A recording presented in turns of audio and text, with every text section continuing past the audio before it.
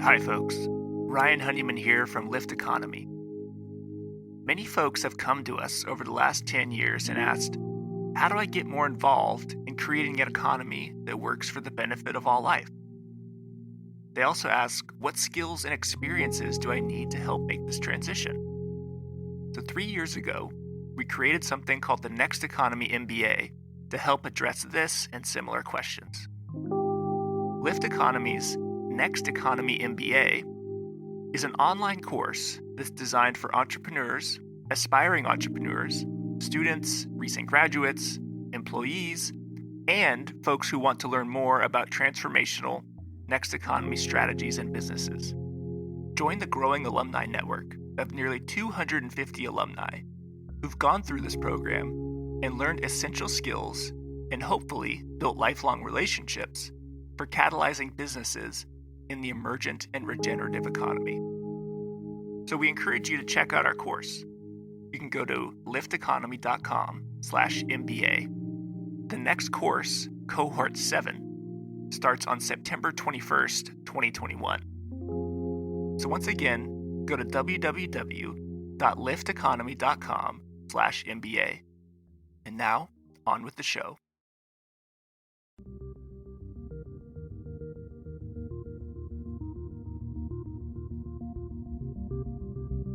Welcome to Next Economy Now. The goal of this podcast series is to highlight the leaders who are taking a regenerative, bioregional, equitable, democratic, racially just, and whole systems approach to creating the new economy. Welcome, Jessica and Adam. Hi. Great to have you guys. I'm partial to the stories, right? So I want to love to invite you to share your background. How did you get into this work that you're doing now with your respective organizations? So maybe Jessica, maybe we could start with you. Sure, yeah. My interest in cooperatives and new economy models generally has its roots in two places. You know, my interest in economic justice work comes from a very, personal experience about what it means to be economically marginalized in the U.S. and the type of indignities that you experience on a day-to-day basis when that is your economic reality.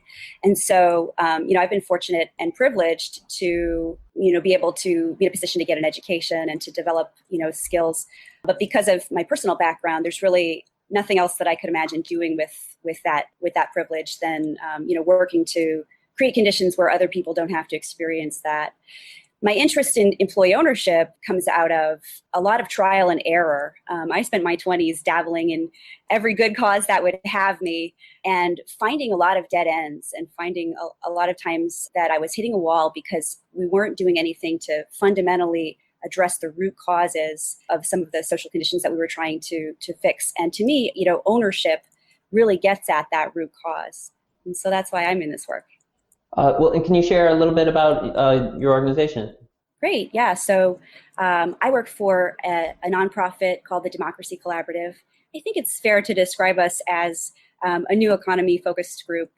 And our mission, as we see it, is to catalyze the transformation of our economy. And we do that by working to build community wealth and promote a next system anchored in democratic ownership. And as part of that, we encourage, strategies such as broadening ownership and stewardship over capital, democratic workplaces, stabilizing community and emphasizing local, encouraging equitable and inclusive growth, and working on projects that emphasize environmental, social, and institutional sustainability. All right. Well, sounds like you're on the right show. Wonderful. Adam, how about yourself? You want to share some of your background in the organization you work with? Sure.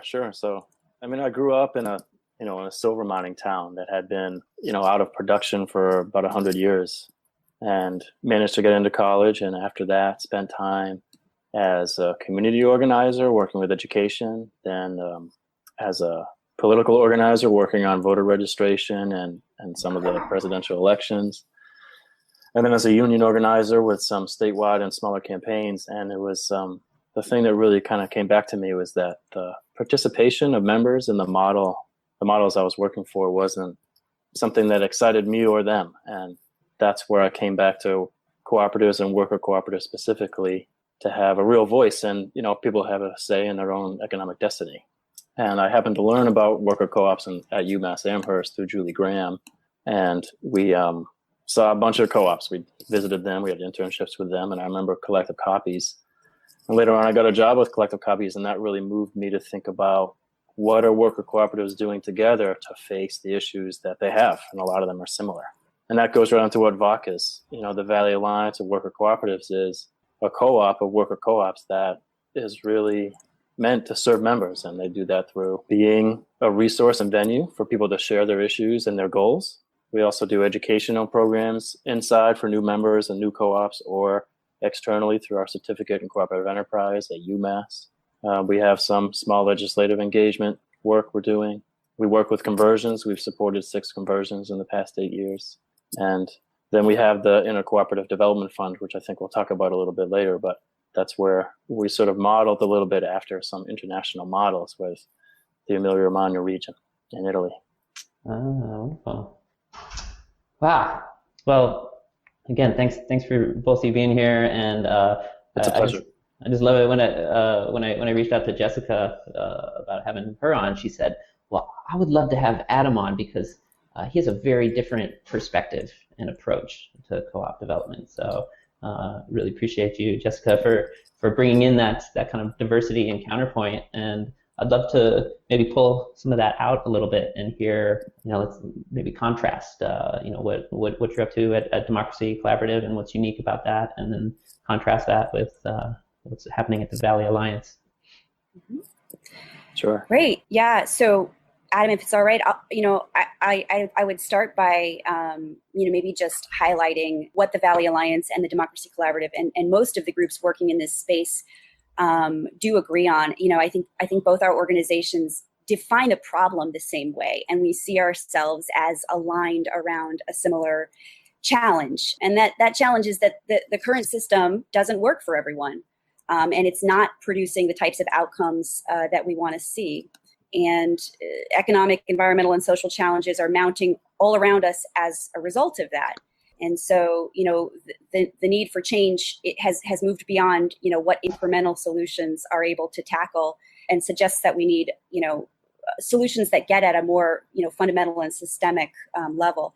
And, ownership and control of capital is a key, if not the, primary determinant of power in any economic system. And so, by extension, broadening ownership over productive assets in particular, businesses and things like that, is a way to have power shared more broadly, and to have not only, the capture of economic benefits flowing to more people, but also, the types of decisions and priorities that are made, be shared by more people. And so I think that both of our organizations are really aligned around what that problem is and what employee ownership can offer, can bring to that challenge. That being said, I think there are a lot of different ideas about what the best way is to promote more employee ownership. And when it comes to that, there are some differences. Adam, do you want to jump in there? Well, again, I want to thank you for having me on here. Jessica, I feel like where I would agree is that, we have one of the widest gaps in wealth in the history of the world. And the current economic model is really only working to help that. Profits are continuing to go up for the top 1% or 0.1%, and they're continuing to go down as far as income for the bottom 90. That's something we really have to take a look at. And I feel as though innovations with macroeconomics or having altered capitalism forms is really problematic, and I think we need to take a good hard look at what kind of models we're using for municipal and regional economic development to make sure we're rooting jobs and wealth in our communities. So sounds like some strong alignment there for sure, and I could throw my hat in that ring as well. But I'm curious to hear some of the distinctions then from your respective approaches. Great. Well, maybe it'd be good to talk about just sort of what those approaches are as a start. So I can say that the Democracy Collaborative, though our mission is a little more broad than cooperative development. In the cooperative development space, we're best known for a multi-stakeholder approach that uses cooperative business as a tool for job creation and community stabilization in low-income communities. And the model that we're best known for that illustrates that is one that a lot of people are familiar with, which is known as the Cleveland model or the Evergreen Cooperative Initiative. And that was really an experiment that came out of, folks here in Cleveland, in positions of leadership in philanthropy, in city government, at the institutions, recognizing that they needed to try, new solutions to try and solve some of the tremendous challenges that deindustrialization had created in our communities, especially in terms of high unemployment, generational poverty, and things like that. And so a lot of those community leaders sort of got together and asked, kind of what else can we do to leverage our resources, to leverage our purchasing power, to leverage our, talent and knowledge in a way that would have an impact. And what grew out of that was a network of cooperative businesses. There are 3 currently, and eventually, hopefully, will be more, that were created around stated supply chain needs at large institutions like hospitals and universities, created to serve those supply chain needs so that the businesses could be stable. And especially with startups, it's difficult to bring a business to the point where it can, get off the ground and be profitable. And so that those anchor institution partnerships, were designed to address that. And philanthropic capital was also involved, in providing early financing and helping to overcome barriers to access to capital to start up these businesses. And so the Democracy Collaborative, worked with some of the partners here in Cleveland to help with the design and implementation of this initiative. And what came out of that was the development of an industrial laundry, a energy efficiency company that began as a solar installation business and now has pivoted toward LED retrofits and more just general green construction, and a large industrial scale hydroponic greenhouse, which produces hydroponic lettuce as well as a variety of different herbs and other crops that they're experimenting with. And so these businesses were incubated in this multi-stakeholder context and now provide jobs to, I think, 120 was the most recent count of workers from low income communities, including about 40% reentry, and as well as some refugees, some international refugee communities. And then, because these businesses have been built as cooperatives, many of those employees go on to become worker owners. So I think the number is somewhere around 40%, maybe 30% of those total employees have become members and are participating in governance and profit sharing. So that's sort of the model of cooperative development that we're known for. But I think that the multi-stakeholder approach, the incubation approach, the use of outside capital, that's not really representative of cooperative development across the entire space. And it's really just sort of one experimental take on how to move to scale. And so that's why I think, Adam brings a really interesting perspective on how to do that from a more community-driven and self-organized perspective. Well, before we hear from Adam, how long has it been since the first Evergreen Co-ops launched? Oh, the Cooperative Laundry launched in 2009, so that business is now just about 7 years old. The second one came online shortly thereafter, and the greenhouse launched in 2013. And I remember, so I've been following it, and again, just think it's a really important, innovative, and exciting model. Was there a support cooperative, or is that Democracy Collaborative providing kind of this back office function? No. Yeah, as a matter of fact, the Democracy Collaborative is no longer involved with ongoing operations at the Evergreen Cooperatives, and that's by design, and that's a success. Those businesses and that initiative are now operating independently, but they have innovated a lot around. I think so. I have a background in startup business development, and I think when you get started in developing new businesses, there are just inevitably breakdowns and problems and craziness all over the place. It's kind of the name of the game. And so one of the early challenges that came up was that you had 3 startup businesses who were each footing the bill for their own back office function, HR, finance, those sorts of things. And so at some point it was, they realized that they could achieve, I guess for lack of a better word, economies of scale by combining that into a single group. But that group is actually a nonprofit, a 501c3. That's not a cooperative. And so there is a nonprofit backbone organization that attends to a lot of the mission related and also the sort of ongoing back office support services of the initiative. Okay, great. So that's still in place. Mm-hmm. Well, wonderful. Adam, let's hear more about your work and what might be different about your approach. Sure, yeah. The Valley Alliance started because cooperators felt as though the traditional model of nonprofit development wasn't working for them. We have a fairly prominent and by many means successful, by many measures successful development organization that covers our area. And people wanted to, people felt as though there were gaps in the services they wanted. There was inconsistent support and it was expensive. Now, this is a different model than what Evergreen is, but what we were trying to do was figure out how, nonprofits do a lot of important work in our country. Sadly, these are things that our state doesn't cover.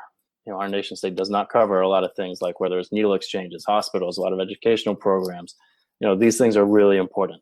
We felt as though when it came to cooperative development, we wanted to see where the cooperative principles and values would guide us, as well as what international models were telling us what was successful.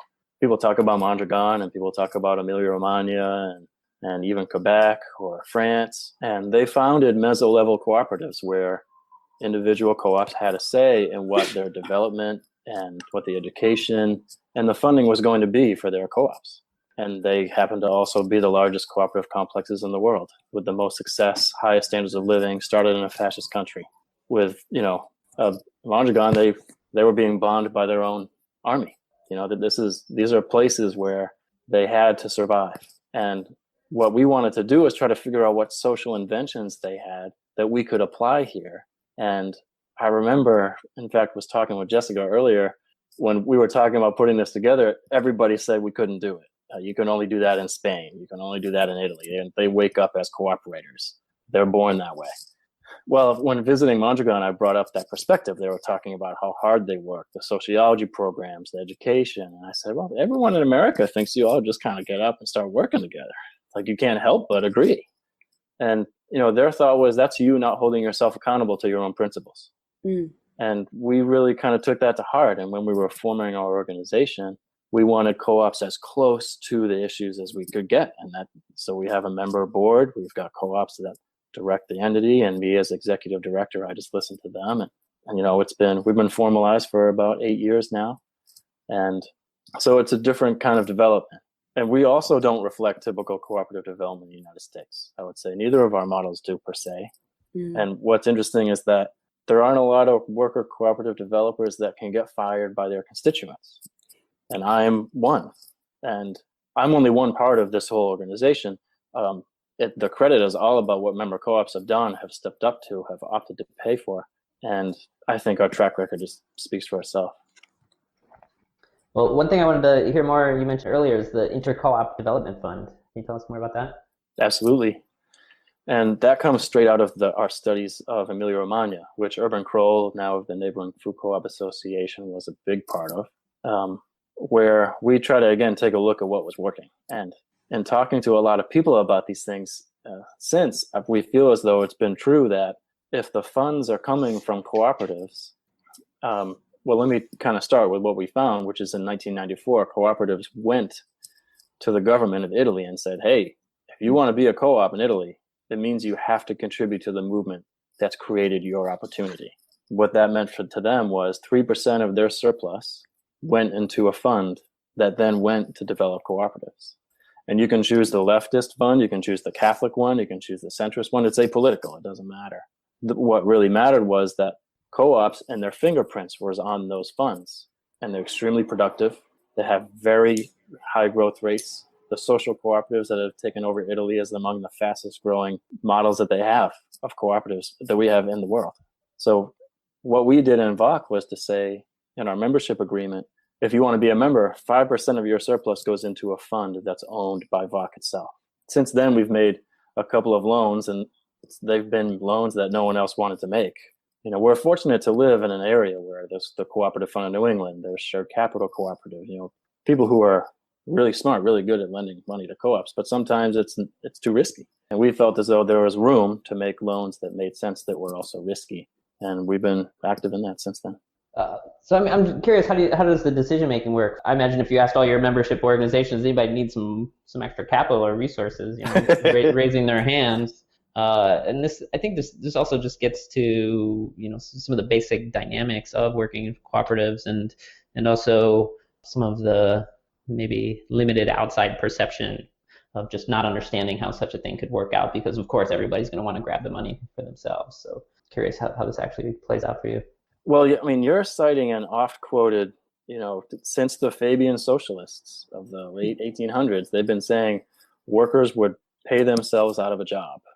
That's just, consumer is king. We need to, only have consumers. That's who's going to regulate our cooperative economy. And what I would like to say, and in fact, this kind of goes back to what Jessica was saying a little bit, where to me, when I hear multi-stakeholder, what I hear is you've got consumers on one side, workers on another, maybe producers on yet another, all at the same table, making decisions together.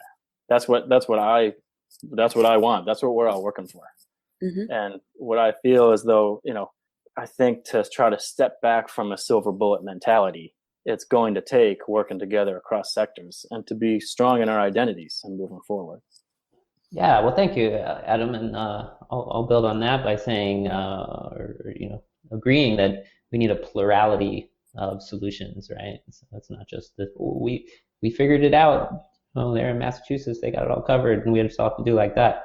It's really about sharing the diversity of successes that exist simultaneously, and helping, offering those forward, helping people, select the solution sets that potentially work best for their situation. So we definitely see that same thing. I think that's right, Sean. And, and I think that, with all of these new economy models, we're really at the beginning. We're really at the R&D, stage, if you will. And, taking a pluralist approach and keeping an open mind and keeping an orientation. I don't know, in Buddhism, we call it beginner's mind, right? Like keeping an orientation toward curiosity and toward learning what we can learn from these models, I think, is the way that we're going to discover what works and what doesn't, and learn together, so that, potentially future generations can have more definitive models to work with. Absolutely. Sorry, go ahead.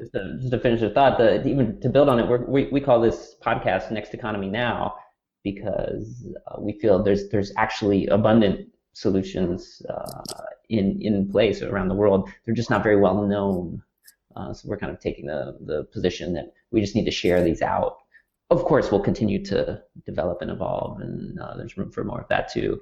But we're kind of just calling it out and saying we have some pretty good solution sets existing, and so let's kind of get the word out about them. Mm-hmm. I'm curious, what are some of the, besides the the work and the examples that you're embodying in your own organizations and some of that you reference, what else are you seeing in trends for co-op development? Are you seeing more co-ops? Are you seeing more recognition? Because I still get in the circles that I travel in, people that just don't really know it's an option for a given business. Yeah, maybe they've heard of a co-op grocery store or a bakery or childcare or something common. But the fact is they exist in every sector of the economy. So I'm curious, what are some of the trends that you both are seeing? Yes, so I can say a few things about that. So I agree with your observation that there's a lack of awareness, not only about cooperatives, but about employee ownership models generally. I think the U.S. Federation puts out that there are somewhere between 300 and 400 worker cooperatives in the U.S. And even if you expand it all the way out and you look at, other employee ownership models like ESOPs, employee stock ownership plans, I think the number only goes as high as, 7,000 or somewhere. So in terms of a percentage of the economy, that's still really, really, minimal. And so, we've been thinking a lot in our work and with our partners about what are some of the barriers to scale employee ownership models, and particularly about democratic employee ownership models like cooperatives.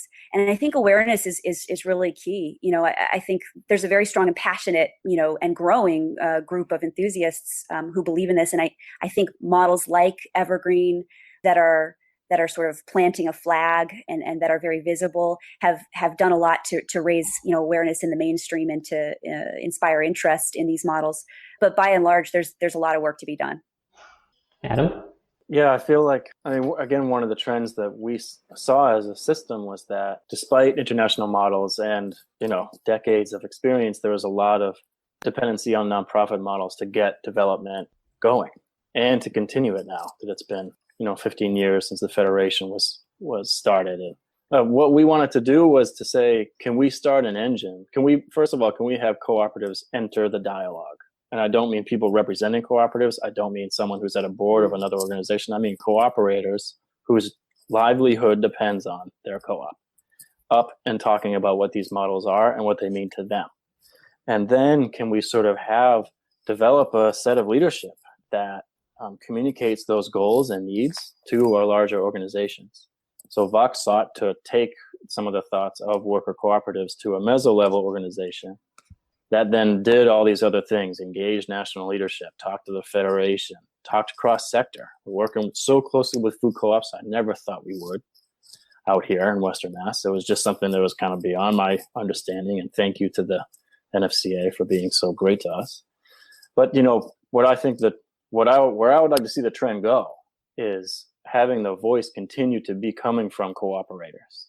And when I see a model laid out, I feel like, Jessica and I get to talk about this all the time because she's such a close work partner for me, is that, one of the worries that I have is that you have a larger scale project than Vox, say, in the Evergreen model, and you've got, a lot of media attention. We're talking about invisibility. Well, how are things invisible? You don't get media coverage, you don't get educational coverage, and they're a marginal part of the economy. Well, we can debate that because credit unions is 100 million members. So what's going on? I don't think that co-ops are understanding that they need to make their own argument. We're relying on models that aren't ours to do it. And I get worried personally that, having seen some of the incubator models out there work and then not work, there's a lot of attention paid, a lot of money given. Things don't work out so well. Members don't have the buy-in, and then things go south. I don't think that's necessarily going to happen to Evergreen. But what I want is underserved communities and anybody who gets involved in co-ops to think, man, I can't believe I feel so fortunate to be running this show. And I'm going to make mistakes. And it's just all on me. We can't blame anybody. We got to take a strong look at ourselves. So I see the trend going away from that, and I'm concerned. Mm-hmm. Well, I'm curious from your own experience. Maybe this is a more personal question, but can you share something that you've learned? It's either best practice or a learning, a realization from trying to work in the context of a democratic workplace and extending ownership. I mean, a lot of this comes back. It can sound really cheesy, but that's okay. When you take a look at, since 1895, the International Cooperative Alliance has tried to develop a set of principles and values to guide co-ops, what it means, maybe some best practices, just like what you said, but also larger goals, where we're striving towards. What are we trying to do this for? And Rochdale was founded on a cross-sector vision that had workers and consumers together. Things changed. And then in centuries before that, we had countries doing wonderful things that were cooperative. I feel like what's special about Rochdale was their ability to deal with an industrialized economy. But for me, what I think is not what I would like to see more of is the organizations that are performing development to have a long-term investment in their success. That's where I feel like work begins to improve. For example, I know that if the co-ops I support don't work well, they're going to take a pretty good hard look at me and the work that I'm doing. And what's been beautiful is to be able to have member co-ops who support education, who support non-revenue generating activity, to say, yeah, we want to market these co-ops. We want to build programs where they work together. We're going to work across sectors to build an identity together. To say, hey, you're a food co-op. You use the same principles and values that we do. How can we build something together? Jessica, any learnings or best practices to share? Yeah, well, I want to say that I do learn a lot from my work partnership with Adam, and Adam, I really appreciate the vision that you lay out about co-ops leading the movement, leading the effort to raise awareness, leading in their own companies and communities. I think one of the biggest lessons learned with Evergreen is just what a dance it is, what a dance self-governance really is, and how difficult it is to navigate the trade-offs, between running a business of scale that's in startup mode, that has to compete, with companies that are not measuring a triple bottom line, that are not, concerned with, paying living wages or operating in environmentally sustainable ways, and what that really looks like. And I think with the evergreen cooperatives, they've been a sort of beautiful experiment in how to make those decisions and trade-offs at on different ends of the spectrum. I think when they were founded, they were very collectivist, I think, in their decision-making processes. And they experienced business challenges, operational challenges, profitability challenges, not necessarily directly as a result of that, but as a result of, not having, industry leadership able to operate nimbly and make decisions. In response, they brought in a lot of, industry experts who were able to help right the ship, but who were not cooperators themselves, and who had to really learn a different style of management. And that was I think a messy process for a while, according to the worker owners that I've spoken to.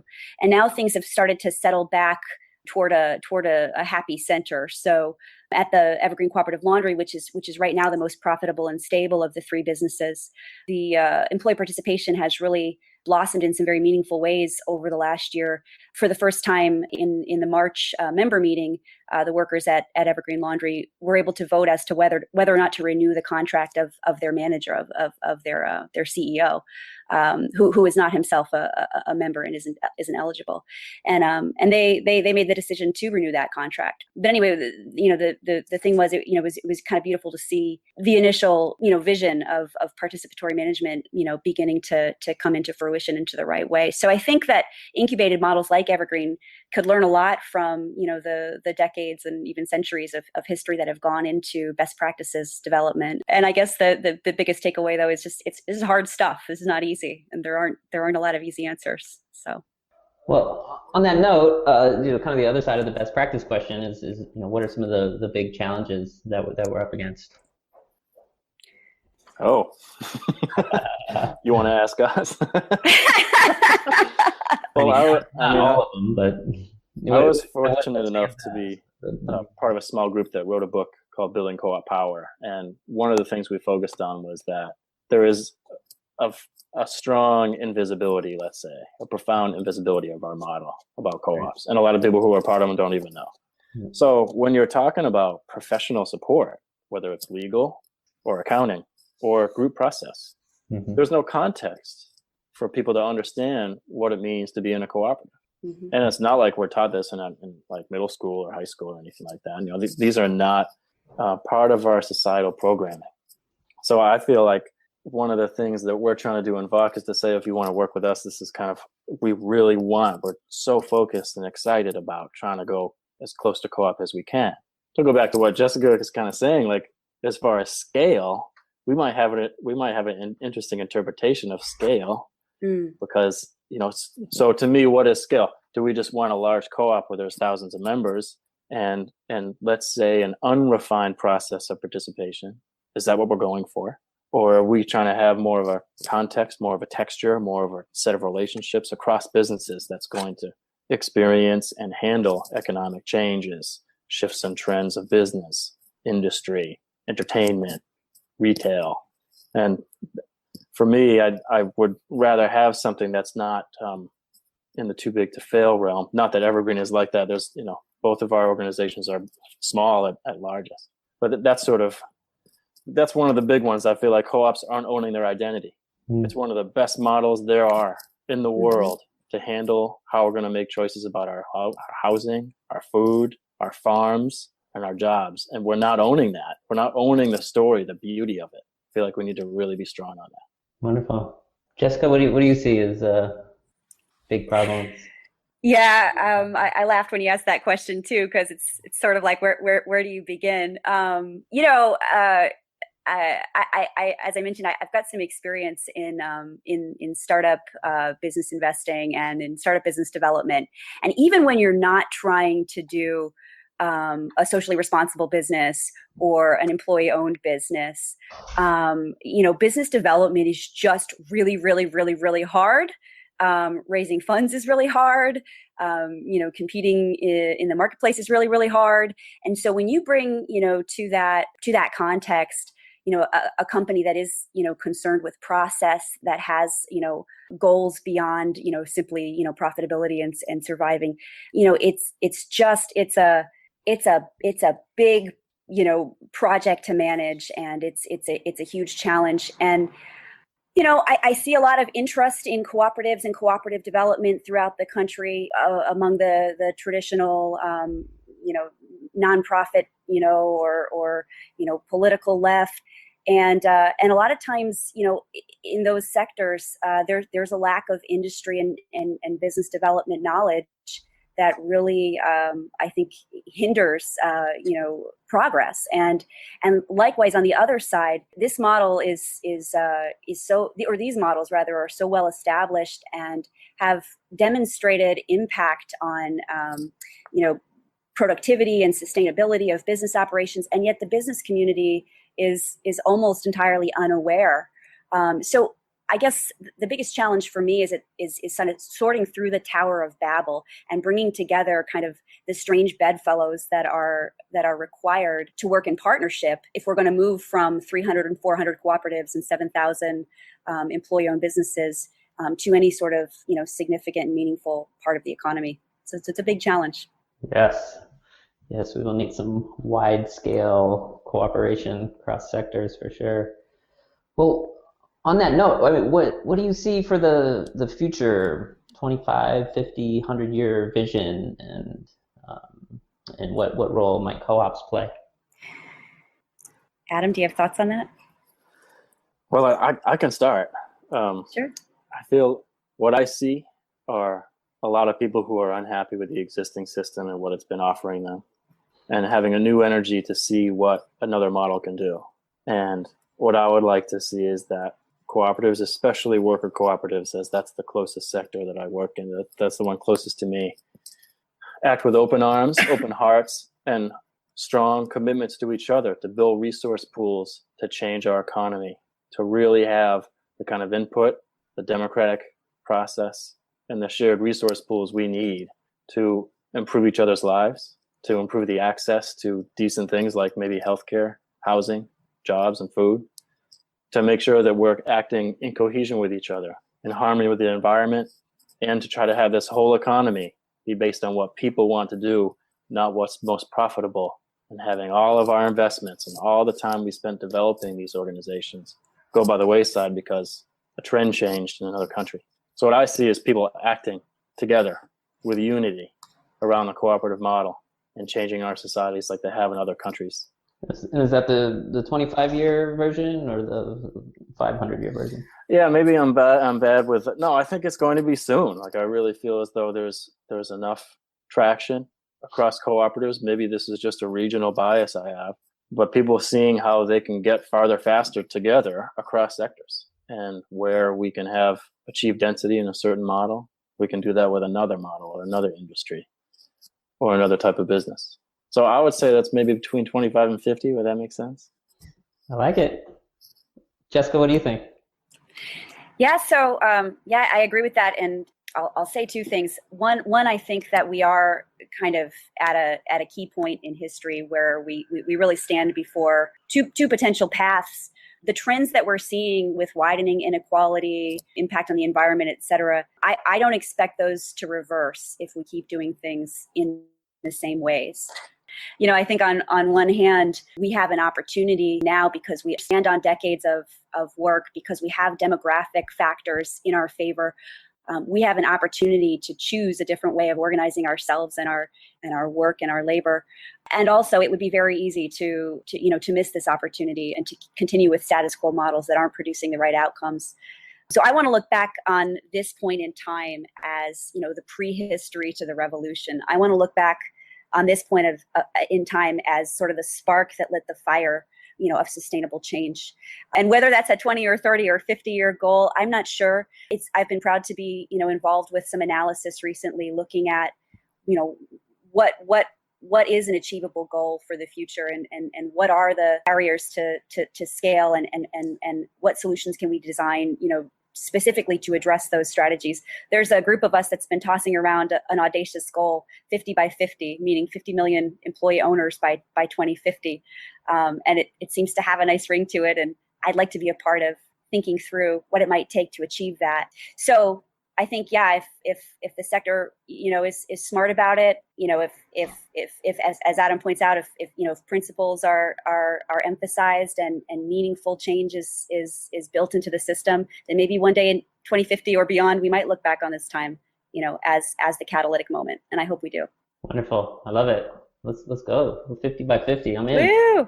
One of our last questions here as we wrap up. Who are you watching, or who's inspiring you? Is there a book? Is there a particular leader, particular organization, particular group that you're getting a lot of inspiration out of? Wow, that's a good one. I can throw a couple of things out there, Jessica. Go for it. So your namesake, but Jessica Gordon Emhart wrote a wonderful book called Collective Courage, which is about cooperatives in the African American community in history. It's a fantastic book and really grapples with what is now a myth that co-ops and people of color haven't worked together well. In fact, the March on Washington for Jobs and Freedom came out of four of the organizers lived together in a housing co-op.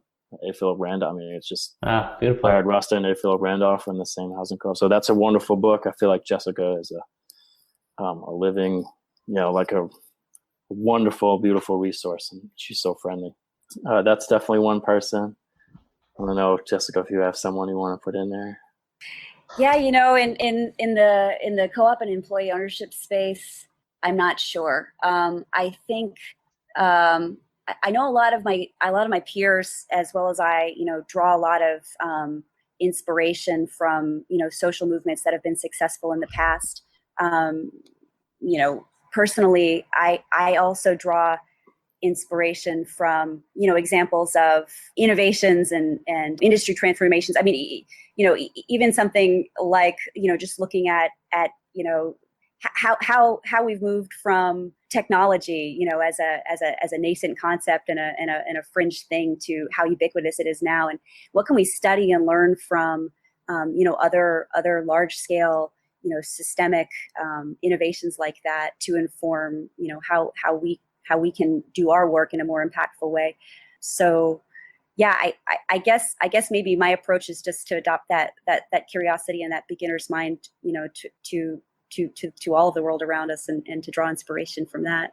Beautiful. Yeah, I can see that. Looking at just development trends on human culture in general. And Sean, could I add a couple of things to that? Yeah, please. It's not as kind of uplifting as what Jessica was saying. I do just want to say that, what other things that I'm watching that I feel like are important is the U.S. Federation, United States Federation of Worker Cooperatives. I feel like that's an important organization. The Eastern Conference for Workplace Democracy, traditionally a wonderful venue for cooperators and member owners, worker owners, to work together to try to address their issues. I also think that John Ristakis' book, Humanizing the Economy, is a beautiful contribution to our movements.